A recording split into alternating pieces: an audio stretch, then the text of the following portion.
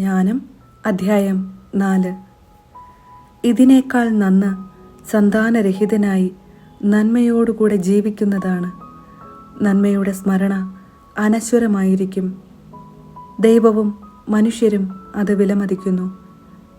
നന്മ കാണുമ്പോൾ മനുഷ്യർ അതിനെ മാതൃകയാക്കുന്നു. അപ്രത്യക്ഷമാകുമ്പോൾ അതിനെ തീവ്രമായി കാംക്ഷിക്കുന്നു. എല്ലായ്പ്പോഴും അത് വിജയ കിരീടമണിഞ്ഞ് മുന്നേറുന്നു.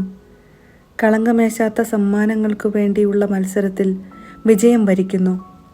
അധർമ്മികളുടെ സന്താനപ്പെരുപ്പം നിഷ്ഫലമാണ്.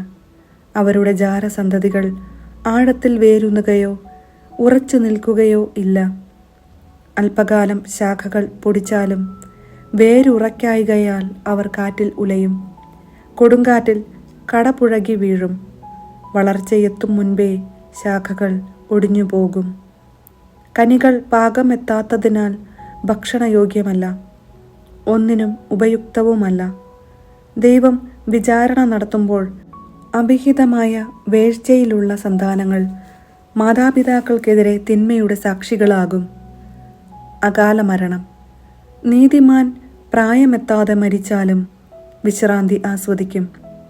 വാർദ്ധക്യത്തെ മാനിക്കുന്നത് ഏറെക്കാലം ജീവിച്ചതുകൊണ്ടല്ല. മനുഷ്യർക്ക് വിവേകമാണ് നരച്ച മുടി, കറയറ്റ ജീവിതമാണ് പക്വതയാർന്ന വാർദ്ധക്യം.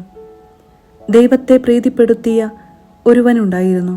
അവനെ അവിടുന്ന് സ്നേഹിച്ചു. പാപികളുടെ ഇടയിൽ വസിക്കുമ്പോൾ അവൻ സംവഹിക്കപ്പെട്ടു. തിന്മ അവൻ്റെ വിവേകത്തെ മാറ്റിമറിക്കാതെ, വഞ്ചന മനസ്സിനെ പ്രലോഭിപ്പിക്കാതെ അവൻ സംവഹിക്കപ്പെട്ടു.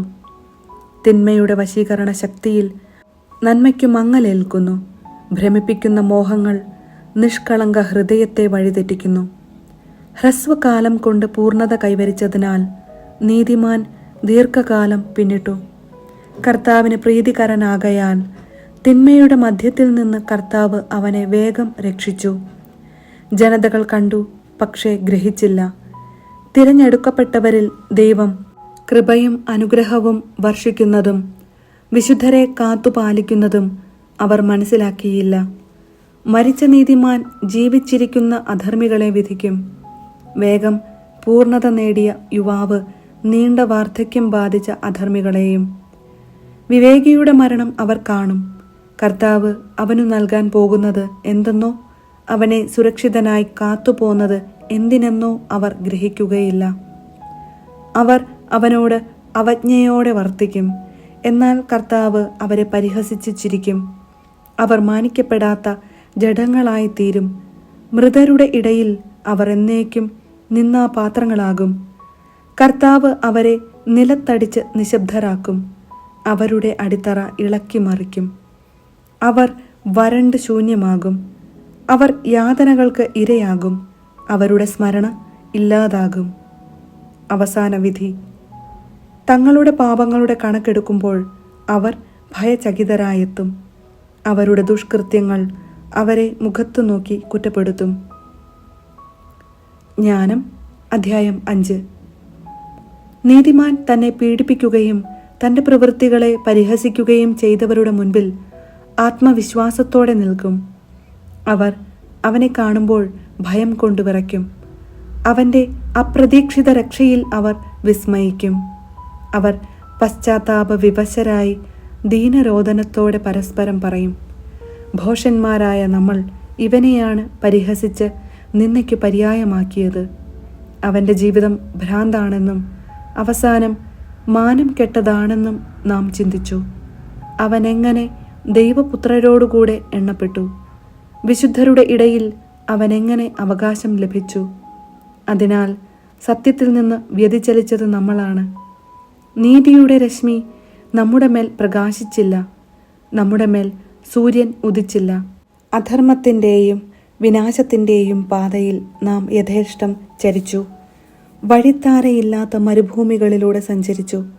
കർത്താവിൻ്റെ മാർഗത്തെ നാം അറിഞ്ഞില്ല. അഹങ്കാരം കൊണ്ട് നമുക്ക് എന്തു നേട്ടമുണ്ടായി?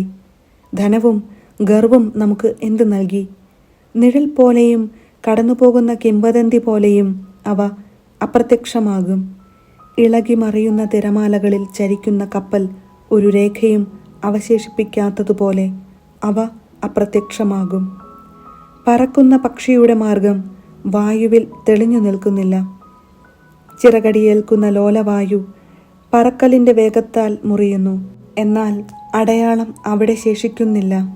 ചിറകുകൊണ്ട് വായുവിനെ തുളച്ചു കീറി പക്ഷി മുന്നോട്ട് പോകുന്നു. എന്നാൽ അതിൻ്റെ അടയാളം അവശേഷിക്കുന്നില്ല. ലക്ഷ്യത്തിലേക്ക് എയ്യുന്ന അസ്ത്രം വായുവിനെ ഭേദിച്ചാലും ഉടനെ അത് കൂടിച്ചേരുന്നു. അങ്ങനെ അസ്ത്രത്തിൻ്റെ മാർഗം ആരും അറിയുന്നില്ല. അപ്രകാരം നമ്മളും ജനിച്ച ഉടനെ ഇല്ലാതായി. സുകൃതത്തിൻ്റെ അടയാളമൊന്നും നമുക്ക് കാണിക്കാനില്ല. നമ്മുടെ ദുഷ്ടതയിൽ നാം നശിച്ചു. അധർമ്മിയുടെ പ്രത്യാശ കാറ്റിൽപ്പെട്ട പതിരുപോലെയും കൊടുങ്കാറ്റടിച്ചു പറത്തിയ പൊടിമഞ്ഞു പോലെയുമാണ്. കാറ്റിൻ്റെ മുൻപിൽ അത് പുക പോലെ ചിതറിപ്പോകും. ഒരു ദിവസം മാത്രം താമസിച്ച അതിഥിയുടെ സ്മരണ പോലെ അത് അസ്തമിക്കും. നീതിമാന്മാർ എന്നേക്കും ജീവിക്കും. അവരുടെ പ്രതിഫലം കർത്താവിൻ്റെ പക്കലുണ്ട്. അത്യുന്നതൻ അവരെ പരിപാലിക്കുന്നു. അതുകൊണ്ട് മഹത്തരവും സുന്ദരവുമായ കിരീടം അവർക്ക് കർത്താവിൽ നിന്ന് ലഭിക്കും. അവിടുത്തെ വലത്തുകരം അവരെ രക്ഷിക്കും. അവിടുത്തെ ഭുജം അവരെ കാത്തുകൊള്ളും.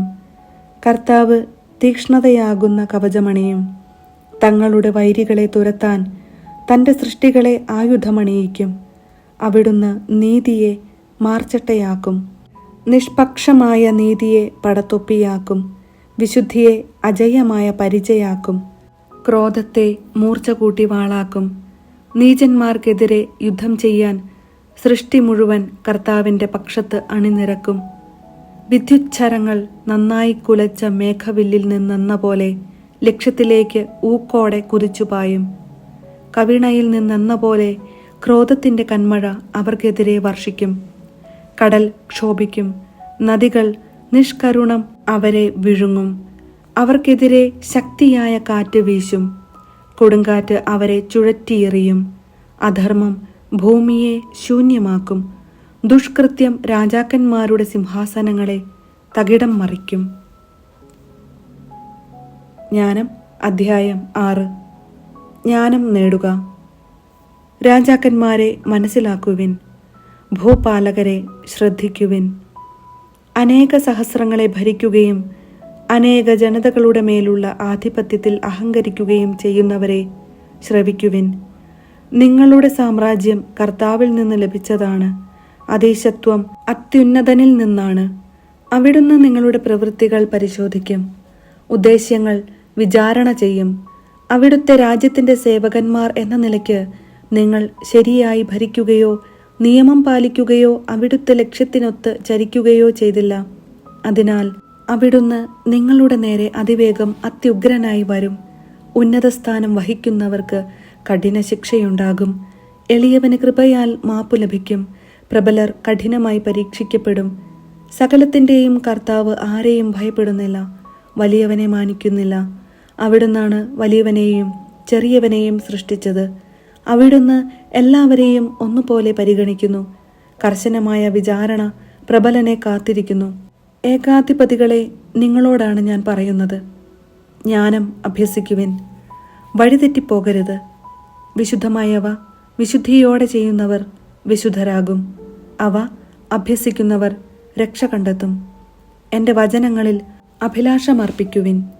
അവയോട് തീവ്രാഭിനിവേശം കാണിക്കുവിൻ. നിങ്ങൾക്ക് ജ്ഞാനം ലഭിക്കും. തേജസ്സുറ്റതാണ് ജ്ഞാനം, അത് മങ്ങിപ്പോവുകയില്ല. ജ്ഞാനത്തെ സ്നേഹിക്കുന്നവർ നിഷ്പ്രയാസം അവളെ തിരിച്ചറിയുന്നു. അവളെ തേടുന്നവർ കണ്ടെത്തുന്നു.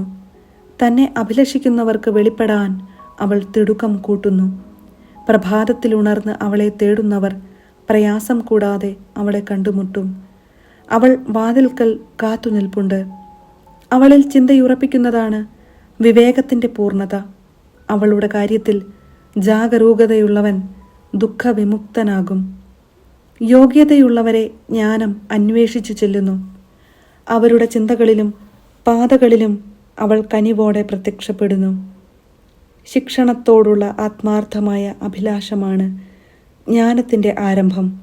ശിക്ഷണത്തെ സ്നേഹിക്കുന്നവൻ ജ്ഞാനത്തെ സ്നേഹിക്കുന്നു. അവളുടെ നിയമങ്ങൾ പാലിക്കലാണ് അവളോടുള്ള സ്നേഹം. അവളുടെ നിയമങ്ങളിലുള്ള ശ്രദ്ധ അമർത്യതയുടെ വാഗ്ദാനമാണ്. അമർത്യത മനുഷ്യനെ ദൈവത്തിങ്കലേക്ക് അടുപ്പിക്കുന്നു. അങ്ങനെ ജ്ഞാനതൃഷ്ണ രാജത്വം നൽകുന്നു. ജനതകളുടെ രാജാക്കന്മാരെ, നിങ്ങൾ സിംഹാസനവും ചെങ്കോലും അഭിലഷിക്കുന്നെങ്കിൽ ജ്ഞാനത്തെ ബഹുമാനിക്കുവിൻ. അപ്പോൾ നിങ്ങൾ എന്നേക്കും ഭരണം നടത്തും. സോളമനും ജ്ഞാനവും. ജ്ഞാനമെന്തെന്നും എങ്ങനെയുണ്ടായെന്നും പറയാം. ഒന്നും ഞാൻ ഒളിക്കുകയില്ല. സൃഷ്ടിയുടെ ആരംഭം മുതലുള്ള അവളുടെ ഗതി ഞാൻ വരച്ചു കാട്ടാം. അവളെക്കുറിച്ചുള്ള അറിവ് ഞാൻ പകർന്നു തരാം. ഞാൻ സത്യത്തെ ഒഴിഞ്ഞു പോവുകയില്ല. ഹീനമായ അസൂയയുമൊത്ത് ഞാൻ ചരിക്കുകയില്ല. അതിന് ജ്ഞാനത്തോട് ഒരു ബന്ധവുമില്ല. ജ്ഞാനിയുടെ എണ്ണം വർദ്ധിക്കുന്നത് ലോകത്തിൻ്റെ രക്ഷയാണ്. വിവേകിയായ രാജാവാണ് ജനതയുടെ ഭദ്രത. എൻ്റെ വചനങ്ങളാൽ ശിക്ഷണം നേടുക. നിനക്ക് ശുഭം വരും.